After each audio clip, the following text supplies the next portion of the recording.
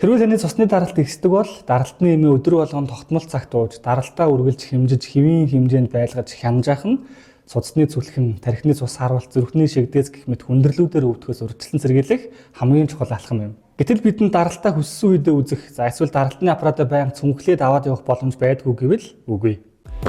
За тэгвэл PC Mall нийгмийн хариуцлагын хүрээнд дугуйнаасаа даралтаа хэмжих боломжтой Huawei Watch D2-ыг оруулж ирсэн байна. Бүгдээрээ хамтдаа үйл ажиллагаатай танилццгаая.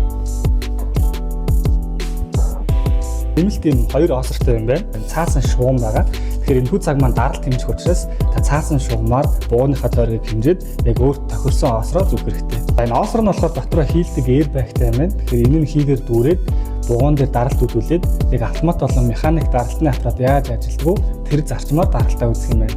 За цагийг ашиглахын тулд бүгдээрээ Huawei Health гэдэг аппликейшнийг татаад өөрийн мэдээлэлээ оруулж бөглөн Bluetooth-ээр цагтаагаа заавал холбох хэрэгтэй. Бүгдээрээ хамтдаа даралтаа хэмжиж үзье. За даралтаа үзэхээс өмнө хэд хэдэн анхаарах зүйлс байна. Нэгдүгээр та яг өөрт тохирсон осроо сонгосон байх хэрэгтэй бөгөөд осроо нь таны гарын сарванаас 2-3 зайтай байх ёстой. За тэгээд сандал дээр тайван суугаад 2 хөлөө заавал газарт гიშгсэн байна. Хэмжиж явах үед таны цаг таны зүрхний хэмжээнд байх ёстой гэдгийг анхаараарай.